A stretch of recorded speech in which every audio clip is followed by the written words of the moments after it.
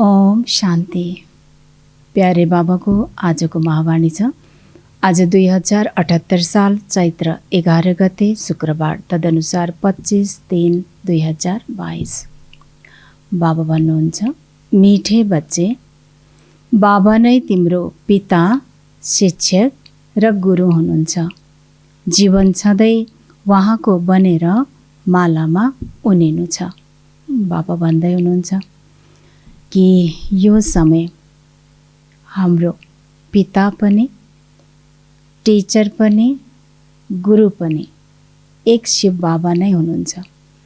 अर्थात् हामी धेरै भाग्यशाली छौँ जो यो जीवनमा हामीले स्वयं भगवानसँग यो सर्व सम्बन्धको पालना पाइरहेका छौँ। त्यसैले बाबा भन्दै हुनुहुन्छ कि यो जीवन छँदा छँदै उहाँको बनेर, बाबाको बनेर, बाबाको त बनेका छौँ, बाबाको बन्नु अर्थात् कि पिताको लायक बच्चा बनेर, लायक स्टुडेन्ट बनेर, लायक शिष्य बनेर हामी के गर्नु छ? मालामा उनिनु छ। अर्थात् कि एक बाबाको गलाको हार बन्नु छ। प्रश्न छ, तिमी बच्चाहरू कुन निश्चयको आधारमा पक्का ब्राह्मण बन्छौ? बाबा सोध्दै हुनुहुन्छ। हामी बच्चाहरू पक्का ब्राह्मण बनेका छौँ र यदि पक्का ब्राह्मण अरू कसैलाई पनि बन्नु छ भने कुन चाहिँ निश्चय हुनुपर्छ र हामीमा पनि कुन चाहिँ निश्चय थियो जसले हामी पक्का ब्राह्मण बन्यौँ? बाबाको उत्तर छ, तिमीलाई पहिला निश्चय भयो यी आँखाद्वारा देहसहित जे कुरा देखिन्छ यो सबै पुरानो हो। यो दुनियाँ धेरै फोहोर छ। यो हामी रहने लायक छैन। हामीलाई बाबाद्वारा नयाँ दुनियाँको वर्षा मिल्छ। यस निश्चयको आधारमा तिमी जीवन छँदै यस पुरानो दुनियाँ र पुरानो शरीरबाट मरेर बाबाको बन्छौ। तिमीलाई निश्चय छ बाबाद्वारा नै विश्वको बादशाही मिल्छ। बाबा बताउँदै हुनुहुन्छ हामीलाई कुन चाहिँ निश्चय भयो जसको आधारमा हामी पक्का ब्राह्मण बन्यौँ? कि हामीलाई पहिला पहिला यो निश्चय भयो कि यो आँखाद्वारा जे पनि हामी देखिरहेका छौँ, चाहे स्वयंको तन, अन्यको शरीर, व्यक्ति, वस्तु, वैभव जे पनि हामी देखिरहेका छौँ, हामीलाई यो थाहा भयो कि यो सबै पुरानो हो।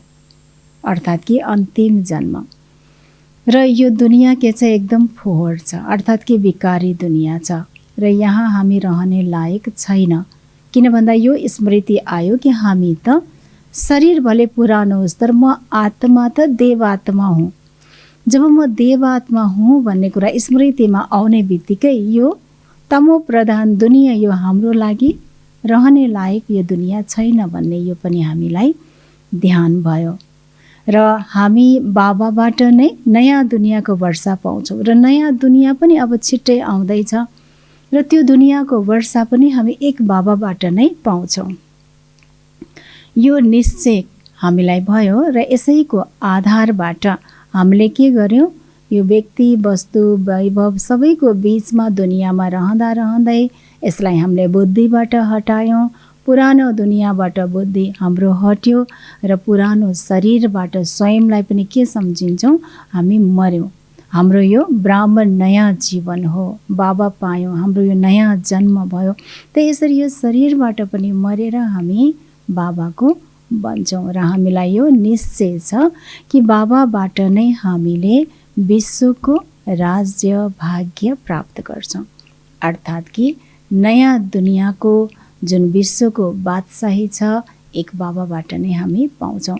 यो सबै कुरा हामीलाई निश्चय भएको कारणले नै हामी के बन्यौँ? को बन्यौँ? सच्चा सच्चा ब्राह्मण बन्यौँ। गीत छ, मरना तेरी गली में, जीना तेरी गली में। ओम शान्ति। यो गीत बच्चाहरूले गाउँछन्। जो पत्थर बुद्धि थिए उनैले अहिले गीत गाउँछन् र पारस बुद्धि बन्नको लागि। एक गीत पनि छ नि, पत्थरहरूले गीत गाए।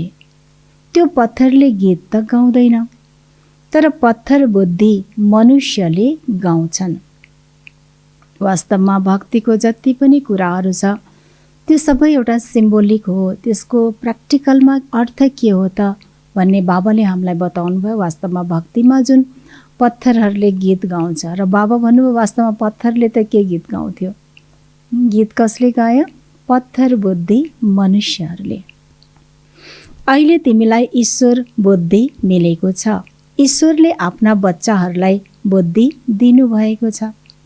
हामी ईश्वरको बनेपछि फेरि देह सहित सारा दुनियाँलाई बिर्सिन्छौँ, किनकि यो दुनियाँ रहन लायक छैन, हैन? हामीलाई त्यो स्मृति भयो कि यो पुरानो दुनियाँ छ, यो दुनियाँमा हामी रहने होइन, हामी त पवित्र दुनियाँमा रहनु छ। यो कुरा स्मृतिमा आएपछि, यो कुरालाई राम्रोसँग बुझेपछि हामीले के गर्यौँ? देह सहित सारा दुनियाँलाई बुद्धिबाट निकालिदियौँ। बाँकी हामीले ध्यान त दिनु छ, सबैको पालना त गर्नु छ, राम्रोसँग व्यवहार त निभाउनु छ, र बुद्धिबाट हामीले हटाइदियौँ। धेरै फोहोर छ, यसमा धेरै मतभेद छ, गोरख धन्दा छन्, कुनै सुख छैन। त्यसैले हामी हजुरको गलामा माला बन्छौँ। आफूलाई आत्मा निश्चय गरेर हामी हजुरकै बन्छौँ। त्यसैले पुरानो दुनियाँ, पुरानो शरीरबाट दिल हट्छ, किनकि थाहा छ हजुरबाट हामीलाई नयाँ दुनियाँको वर्षा मिल्छ। यो निश्चय नभएसम्म ऊ ब्राह्मण बन्न सक्दैन। बाबा भन्दै हुनुहुन्छ कि हामीलाई बाबाबाट, भगवानबाट नयाँ दुनियाँको वर्षा मिल्छ। यो निश्चय नभएसम्म हामी जहाँ छौँ यो दुनियाँ, व्यक्ति, वस्तु, वैभवबाट हामी बुद्धि निकाल्न सक्दैनौँ। बाबा भन्नुहुन्छ जीवन सधैँ बाबाको बन्नु छ। निराकार पितालाई नै भनिन्छ बाबा। बाबा बाबा कुनै देहधारी गुरु होइन। बाबा कसलाई भन्छौँ हामी? निराकार शिव बाबालाई। हजुर हाम्रो पिता पनि हुनुहुन्छ। अरू को हुनुहुन्छ? बाबा हाम्रो शिक्षक पनि हुनुहुन्छ, सद्गुरु पनि हुनुहुन्छ। हजुर हामीलाई प्रत्यक्ष फल दिनेवाला पनि हुनुहुन्छ। पिता, टिचर, गुरुको साथसाथै को हुनुहुन्छ? प्रत्यक्ष फल दिनेवाला पनि हुनुहुन्छ। किनकि भक्तिको फल दिन भगवान आउनुभयो। के दिनुभयो? प्रत्यक्ष फल, ज्ञान, सत्य ज्ञान। बाबाको रूपमा विश्वको बादशाही दिनुहुन्छ। शिक्षकको रूपमा सारा ब्रह्माण्ड एवं दुनियाँको आदि मध्य अन्तको ज्ञान दिनुहुन्छ। सद्गुरुको रूपमा हामीलाई के दिनुहुन्छ होला? सद्गुरुको रूपमा हामीलाई मुक्ति धाममा साथै लैजानुहुन्छ अनि जीवन मुक्तिमा पठाइदिनुहुन्छ। त्यसैले एक बाबाबाट नै के पाउँछौँ? मुक्ति र जीवन मुक्ति दुवै पाउँछौँ। भन्दछन् पनि हे बाबा हामी हजुरको साथमा जान्छौँ। हजुर नै हाम्रो सच्चा सद्गुरु हुनुहुन्छ। ती गुरुहरूले त साथमा लिएर जाँदैनन्। उनीहरूलाई त मुक्ति, जीवन मुक्तिको मार्ग नै थाहा छैन। उनीहरूले त हजुरलाई नै सर्वव्यापी भनिदिन्छन्। अनि वर्षा कसले दिने, कसलाई भन्ने? हे भगवान, कति गहिरो कुरा छ। साधु सन्त महात्मा गुरुहरूले एकातिर हे भगवान भनेर पुकार गरिराख्छन्, अर्कोतिर भगवानले मुक्ति दिनुहुन्छ यो पनि भन्छन्, फेरि अर्कोतिर भगवान नै सर्वव्यापी भनिदिन्छन्। अब कसले दिने त? कोसँग बुद्धि जोड्ने? एकसँग जोड्नु पर्ने थियो मुक्ति, जीवन मुक्ति पाउनको लागि। सर्वव्यापी भन्नाले कोसँग जोड्ने? अहिले तिमी बच्चाहरूलाई थाहा छ हामी निराकार शिव बाबाको बनेका छौँ। अब हाम्रो देह भान टुटेको छ। हामी हजुरको निर्देशनमा चल्छौँ र बाबालाई हामी भन्छौँ कि बाबा अहिले त हामी हजुरको बच्चा बनेका छौँ र हाम्रो देह भान अहिले टुट्दै गइरहेको छ र बाँकी जति समय छ हामी हजुरकै डाइरेक्सनमा, श्रीमतमा चल्छौँ भनेर हामी बाबालाई भन्छौँ। हजुरले भन्नुहुन्छ देहको सम्बन्धबाट बुद्धि हटाएर आफूलाई आत्मा निश्चय गरेर मलाई याद गर। आत्मा शरीरबाट निस्क्यो, आफू मरेपछि दुनियाँ मर्छ। फेरि कुनै सम्बन्ध रहँदैन। एकातिर हामीलाई लाग्छ कि समय त थोरै बाँकी छ, अझै जे होस् थोरै भए पनि बाँकी त छ। तर बाबाले ध्यान दिलाउनु भयो, अहिले शरीर छोडेपछि हाम्रो लागि त दुनियाँ नै गयो, मन पुरुषार्थ गर्ने समय त सक्यो। त्यसैले बाबा भन्नुहुन्छ, आमाको गर्भमा प्रवेश नगरेसम्म तिमीहरूको लागि कुनै दुनियाँ नै हुँदैन। यदि आमाको गर्भमा प्रवेश गरी पनि हाले तापनि, जन्म नै भइहाले तापनि हामी त युवा भएसम्म बाँच्न सक्दैनौँ, किनकि संसार त रहँदैन। हामी सानो सानो हुँदै फेरि त्यति बेला बाबा कहिले पाउने, ज्ञान कहिले बुझ्ने, कहिले जीवनमा धारण गर्ने। त्यसैले हाम्रो वास्तवमा अन्तिम जन्म भनेर यही जीवनलाई हामीले बुझ्नुपर्ने कारण त्यही हो, किनकि यो जीवन छँदै हामी जति गरे जे गरे त्यति नै हो हामीले पाउने। त्यसैले बाबा भन्नुहुन्छ, दुनियाँदेखि तिमी अलग छौ। अहिले बाबा भन्नुहुन्छ, प्यारा बच्चाहरू, तिमीहरू जीवन छँदै सबै कुरा बिर्सिएर मेरो बन। मैले तिमीलाई साथै लैजान्छु। यो दुनियाँ समाप्त हुनेछ। देवताहरू कहिले पतित दुनियाँमा आउँदैनन्। लक्ष्मीलाई आह्वान गर्दा सफाई आदि धेरै गर्छन्, तर यो सत्ययुग कहाँ हो जहाँ लक्ष्मी आउँछिन्। बाबा भन्दै हुनुहुन्छ कि हामीले पनि सबैले अनुभव गरेका छौँ। तिहार आएपछि, दिवाली आएपछि लक्ष्मीको आह्वान गर्नको लागि हामी कति सफाई गर्छौँ। र बाबा भन्नुहुन्छ, यहाँ सफाई त गर्छन्, तर लक्ष्मी त साँच्चै कहाँ आउने, यो त सत्यको होइन। फेरि नारायण कहाँबाट आउँछन्? लक्ष्मीलाई चार भुजा किन देखाइदिन्छन्? कसैले यो कहाँ सम्झिन्छन् र? यी दुवै हुन्। यस्तो त कुनै चित्र बन्न सक्दैन जसको चार भुजा होस्। फेरि त दुई मुख बनाइदिनु पर्ने हुन्छ। चारवटा खुट्टा त कहिले देखाइँदैन। हात त चारवटा देखाइन्छ, खुट्टा त कहिले देखाइँदैन। त्यसैले बाबा भन्नुहुन्छ, वास्तवमा यो लक्ष्मी नारायण कम्बाइन्ड स्वरूप हो। यो त भक्तिमा बुझाएकै छैन, किनकि यस्तो मनुष्य त हुँदैन। यो सबै सम्झाउनको लागि हो। यी लक्ष्मी नारायण हुन्। भिन्नै भए दुई हात दुई पाउ पनि हुन्थे। बाबा भन्नुहुन्छ, सबैभन्दा पहिला यो निश्चय गराऊ। कुन चाहिँ निश्चय गराउने?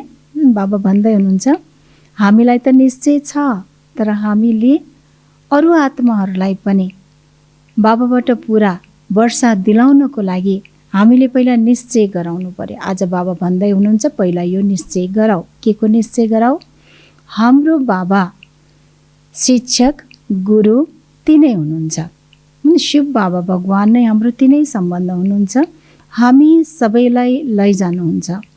यो पनि सम्झाउनु छ, हजुरहरूले जुन मुक्ति र जीवन मुक्तिको लागि यति भगवानलाई पुकार गर्नुहुन्छ, भक्ति गर्नुहुन्छ, वास्तवमा यो मुक्ति जीवन मुक्ति दिने त निराकार शिव बाबा हुनुहुन्छ। उहाँ नै पिता, टिचर, गुरु हुनुहुन्छ, सच्चा सद्गुरु। यो स्पष्ट बुझाउनु छ। यिनका कुनै शिष्य छैनन् जसले अन्तमा ज्ञान दिन्छन् वा साथै लैजान्छन्।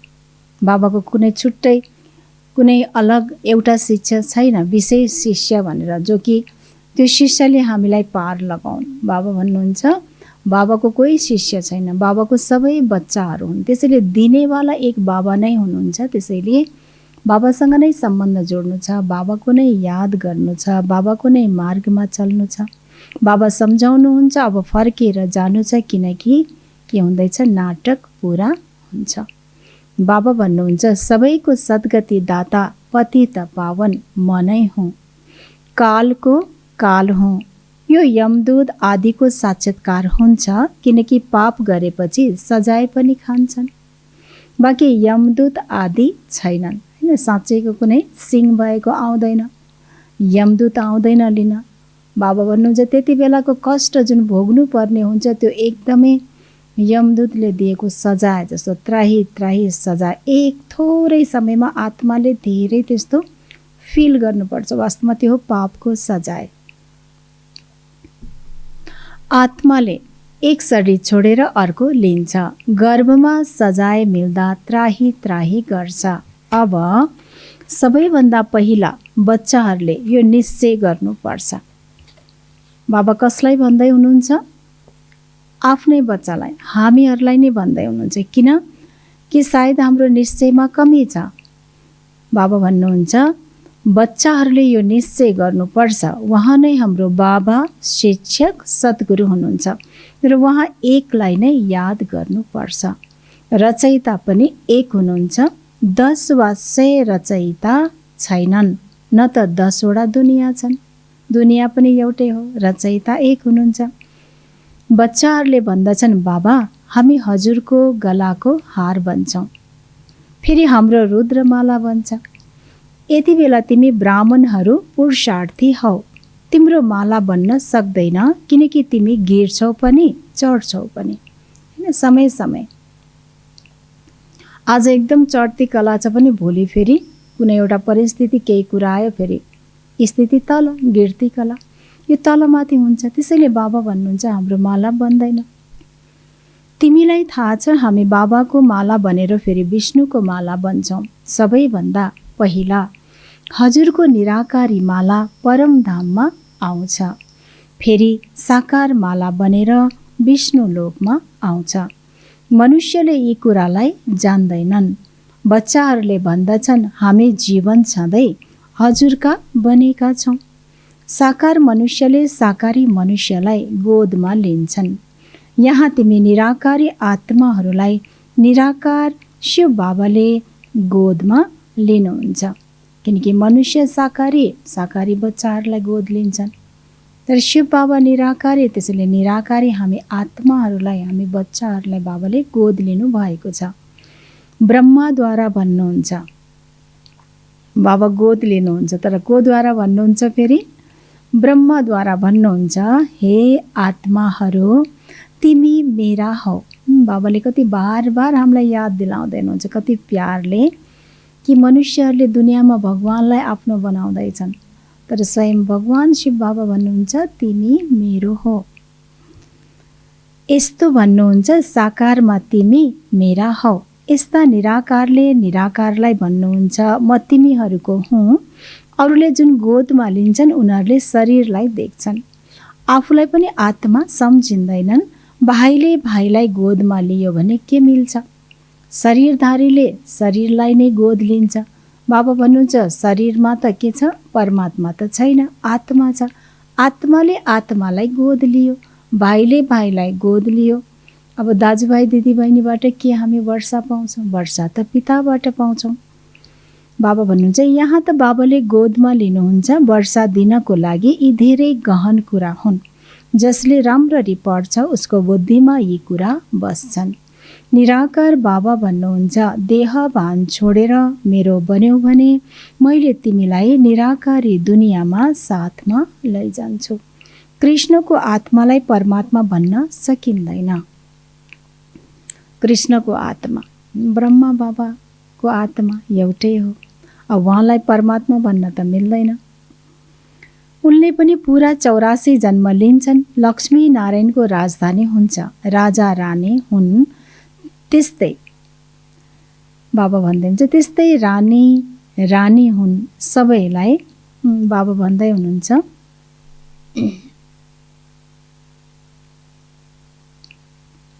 लक्ष्मी नारायणको राजधानी हुन्छ, राजा हुन्, त्यस्तै रानी हुन्। सबैलाई आफ्नो भिन्न भिन्न पार्ट मिलेको छ। 84 जन्म लिन्छन्। एउटाको कुरा होइन, पुनर्जन्म त सबैले लिन्छन्। तिमी बच्चाहरूले बुझाउनु पर्छ 84 जन्म कसरी घुम्छ।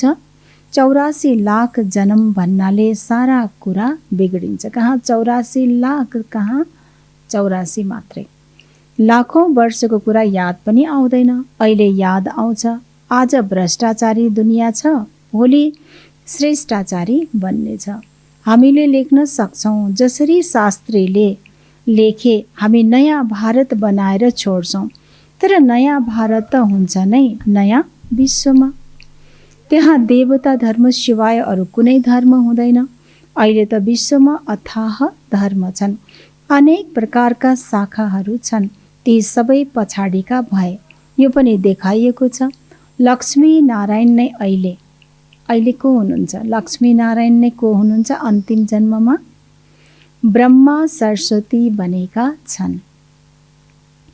फेरि ब्रह्मा सरस्वती नै भविष्यमा लक्ष्मी नारायण बन्नेछन्। त्यसैले देखाउँछन् विष्णुबाट ब्रह्मा निस्के, ब्रह्माबाट विष्णु निस्के। तिमी अहिले विष्णु कुलको बनिरहेका छौ। खुसीको पारा उसैको चढ्छ जसले राम्ररी बुझ्नेछ। हजुरहरूलाई कति धेरै खुसीको पारा चढेको छ। किनकि राम्रोसँग बुझ्नु भएको छ। अवश्य अब नाटक पुरा हुन्छ। नाटक भन्ने बित्तिकै आदि मध्य अन्तको सबै याद आउँछ। तिम्रो पासमा जो समझदार छन् उनीहरूलाई बेहदको ड्रामा याद आउँछ। पहिला सूर्यवंशी चन्द्रवंशी राज्य भयो, फेरि अरू आए, वैश्यवंशी शूद्रवंशी बने। हामी आत्माहरूले यसरी 84 जन्म लिन्छौँ। यो कुरा पनि धेरैलाई याद रहँदैन। ड्रामाको आदि मध्य अन्तको ज्ञान हुनुपर्छ।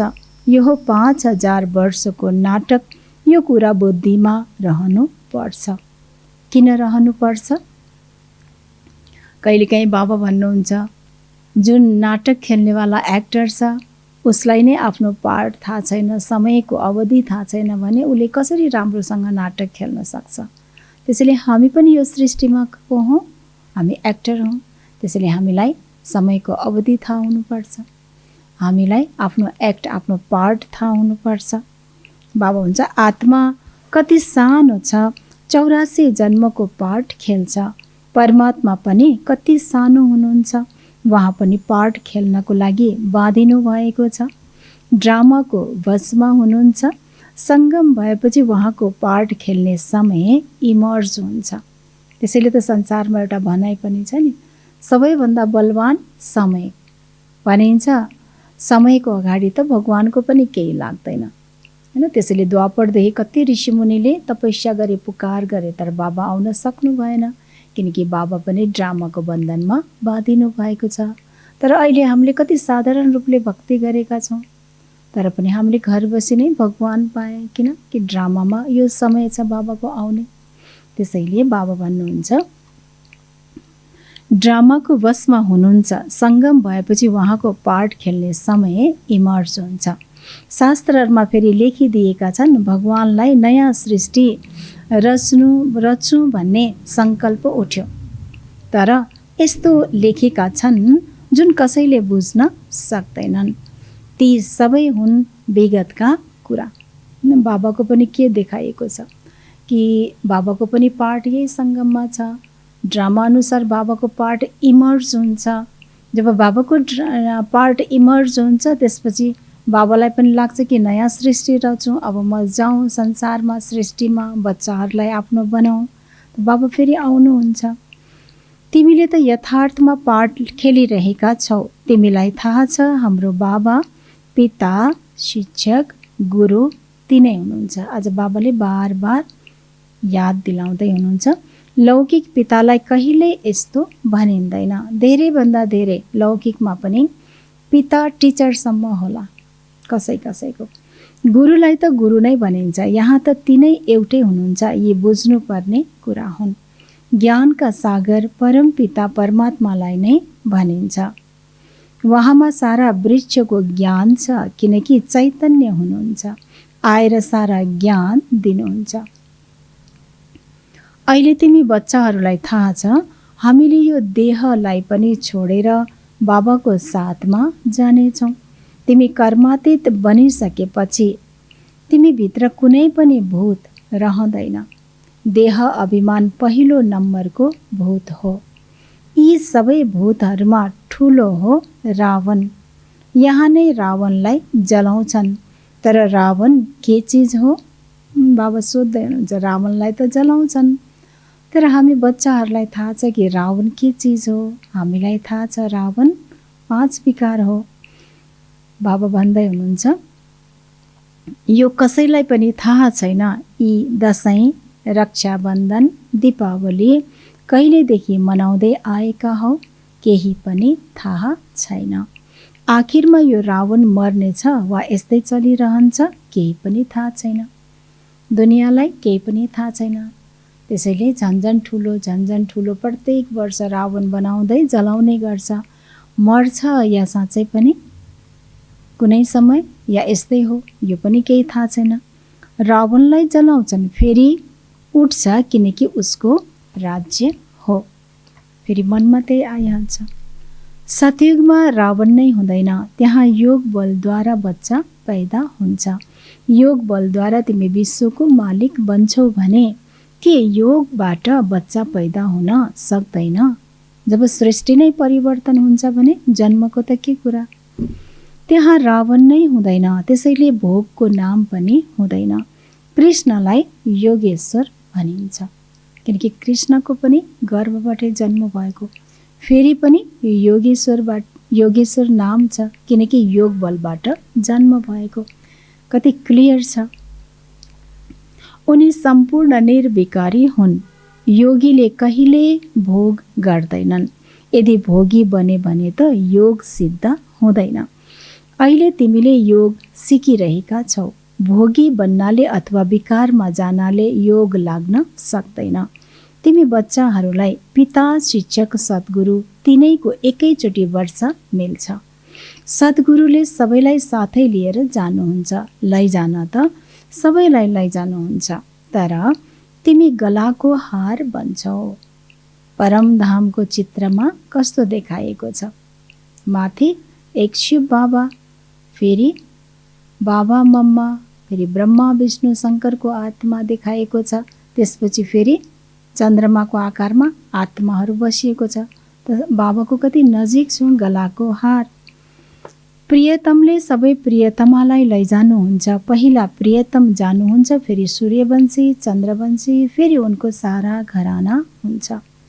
इस्लामीहरूको बरियात अथवा घराना, बौद्धीहरूको घराना, सबै आत्माहरू आफ्नो सेक्सनमा गएर बस्छन्।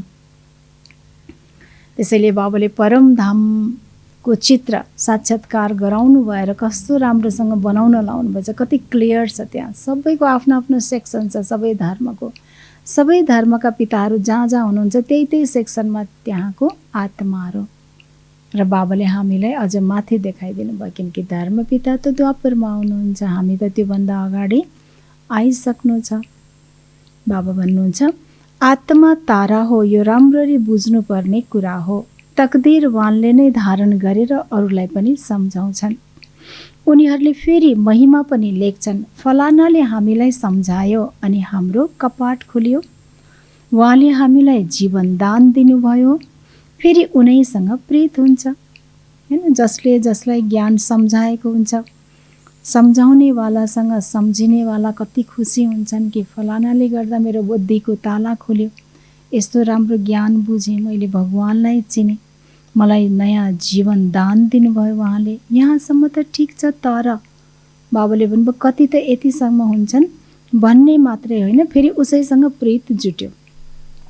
जुट्नुपर्ने हो, दिनेवालाको महत्त्व छ, तर सम्बन्ध कोसँग जोड्नुपर्ने हो? निराकार शिव बाबासँग।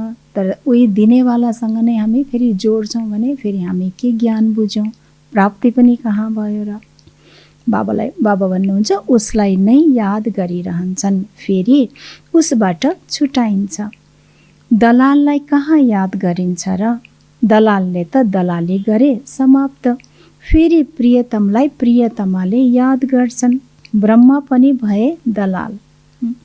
हजुर, बाबा भन्दै हुनुहुन्छ याद वहाँ शिव बाबालाई नै गर्नुपर्छ।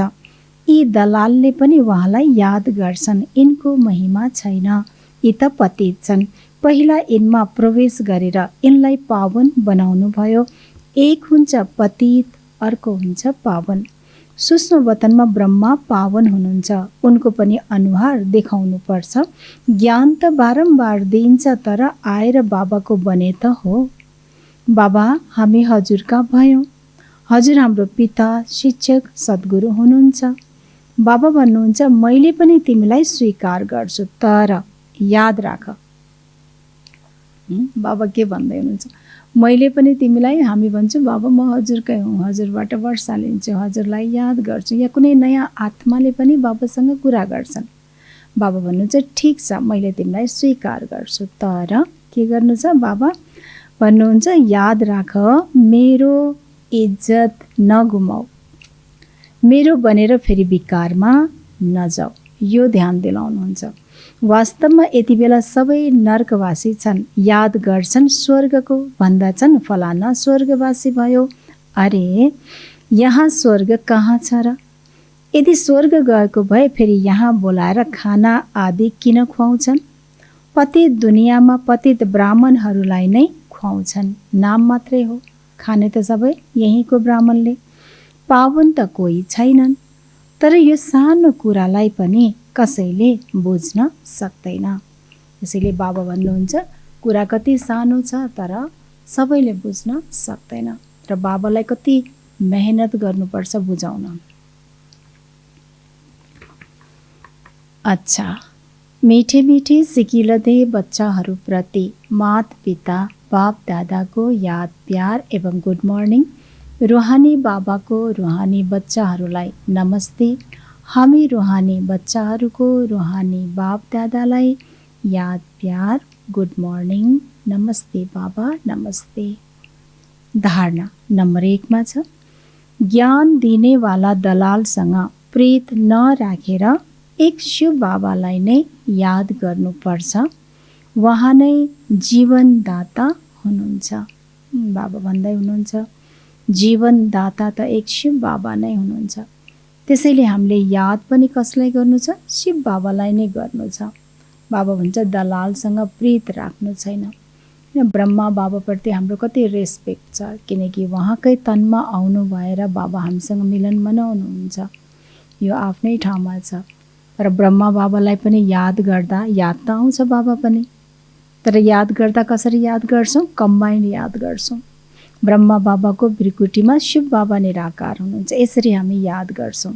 कहिलेकाहीँ परमधाममा शिव बाबालाई याद गर्छौँ। दोस्रो छ, यस बेहदको नाटकलाई बुद्धिमा राखेर अपार खुसीमा रहनुपर्छ, देह भानलाई छोडेर अशरीरी बन्ने अभ्यास गर। बाबा भन्दै हुनुहुन्छ यस बेहदको नाटकलाई बुद्धिमा राखेर अपार खुसीमा रहनुपर्छ। जब बेहदको नाटक हाम्रो बुद्धिमा आउँछ, हामीलाई स्पष्ट हुन्छ, चिन्तन चल्छ, अपार खुसीमा रहन्छ। के सम्झेर खुसी रहन्छ? कि वास्तवमा यो नाटक कति राम्रो छ, कति कल्याणकारी छ। किन भन्दा यो नाटकमा कल्प कल्प सङ्गम युगमा बाबा आउनु भएर हामीलाई आफ्नो बनाउनुहुन्छ र हामी नै बाबाको बच्चा बन्छौँ। जे जस्तो भए तापनि कल्प कल्प हामी नै बन्छौँ, यो हामीलाई धेरै खुसी छ र आउनेवाला भविष्यमा हामी बच्चाहरू नै जान्छौँ। त्यसैले के गर्ने अभ्यास गर्नु छ यसको लागि? कि देह भानलाई छोडेर अशरीरी बन्ने। बाबाको वरदान छ, आफ्नो भरपूर स्टकद्वारा खुसीको खजाना बाँड्ने हिरो हिरोइन पार्टधारी भव। आफ्नो भरपूर स्टकद्वारा खुसीको खजाना बाँड्ने हिरो हिरोइन पार्टधारी भव। सङ्गमयुगी ब्राह्मण आत्माहरूको कर्तव्य हो सदा खुसी रहनु र खुसी बाँड्नु, तर यसको लागि खजाना भरपूर चाहिन्छ। अब जति नाजुक समय नजिक आउँदै जान्छ त्यति अनेक आत्माहरू तिमीसँग थोरै समयको खुसी माग्नको लागि आउँछन्। त्यसैले यति सेवा गर्नु छ, कोही पनि खाली हात नजाउन्। यसको लागि अनुहारमा सदा खुसीको चिन्ह होस्। कहिले मुड अफ मायासँग हार खाएको निराश चेहरा नहोस्। सदा खुसीमा रहने, खुसी बाँड्दै जाऊ, तब भनिन्छ हिरो हिरोइन पार्टधारी। बाबाले आज हामीलाई के वरदान दिनुभयो? हिरो हिरोइन पार्टधारी भव भनेर वरदान दिनुभयो। यो वरदान प्राप्त गर्नको लागि बाबा विधि बताउँदै हुनुहुन्छ कि हामी सबैको हौँ सङ्गमयुगी ब्राह्मण र हामी सङ्गमयुगी ब्राह्मण आत्माहरूको हाम्रो कर्तव्य हो सदा खुसीमा रहनु, खुसी बाँड्नु। किनकि खुसी बाँड्नु हाम्रो कर्तव्य हो भने त्यो खुसी त पहिला आफूमा हुनु पर्यो। त्यसैले बाबा भन्छ खुसी रहनु यो पनि हाम्रो कर्तव्य हो, तर यसको लागि के चाहिन्छ? त्यतिकै खुसी त आउँदैन। जति खजाना भरपुर हुन्छ लौकिकमा पनि त्यति नै खुसी आउँछ। त्यस्तै बाबा भन्नुहुन्छ यहाँ अलौकिकमा जीवनमा पनि हामीलाई अलौकिक खजाना, सूक्ष्म खजाना, ज्ञान, गुण, शक्ति जति सक्यो त्यो हामीमा स्टक हुनु पर्यो। भरपुर भयो भने अनि नै हामी खुसीमा रहन्छौँ। र भरपुर यो पनि कारणले हुनुपर्छ किनकि अब समय नजिक आउँदैछ र थोरै भए पनि खुसीको लागि खुसी माग्न आत्माहरू हाम्रो नजिक आउने समय छ। अब यस्तो आउनेवाला छ। त्यसैले त्यति धेरै आत्माहरूलाई दिनुपर्ने भएकोले बाबा भन्नुहुन्छ कि खुसीको खजाना भरपुर हुनुपर्छ हामीमा। र त्यसैले यति सेवा गर्नु छ भने ताकि कोही पनि खाली हात नजाओस्, सबैलाई केही न केही दिएर पठाउन सकोस्, कुनै न कुनै कारणले खुसी दिन सकोस्। चाहे ज्ञान दिएर खुसी बनाऊ, चाहे गुणको अनुभव गराएर खुसी दिउँ, चाहे शक्तिको अनुभव गराएर खुसी दिउँ, जे होस् खुसीको अनुभव गराउनु छ। त्यसैले बाबा भन्नुहुन्छ त्यसको लागि पहिला हाम्रो अनुहारमा सधैँ खुसीको झलक होस्। यो होइन कि कहिले मुडअप हुने, कहिले मायासँग हार खाने, कहिले निराश हुने, यस्तो चेहरा नहोस्। बाबा भन्नुहुन्छ सदा यसरी खुसीमा रहँदै खुसी बाँड्दै जाऊ, तब नै हामी को बन्छौँ? Hero heroine पाठधारी कहलाउँछौँ। त मेन कुरा के भयो? स्वयंमा खुसीको लागि स्टक जम्मा गर्नु पर्यो। स्लोगन छ अरूको रायलाई सम्मान दिनु नै सङ्गठनलाई एकताको सूत्रमा बाँध्नु हो। अरूको रायलाई सम्मान दिनु नै सङ्गठनलाई एकताको सूत्रमा बाँध्नु हो। किनकि बाबाले हामीलाई एकको पाठ पक्का गराउनु भएछ। एकमा आत्मा, एक मेरो पिता निराकार शिव बाबा, एक मेरो घर परमधाम, एक सच्चा राज्य सत्य की दुनिया र साथसाथै एक परिवार, ब्राह्मण परिवार, सारा विश्व नै एक परिवार हो। त्यसैले बाबा भन्नुहुन्छ यति ठुलो सङ्गठन छ र यो सङ्गठनलाई फेरि एक सूत्रमा बाँध्नु छ। त्यसको लागि आधार के हो? हरेकको रायलाई सम्मान दिनु।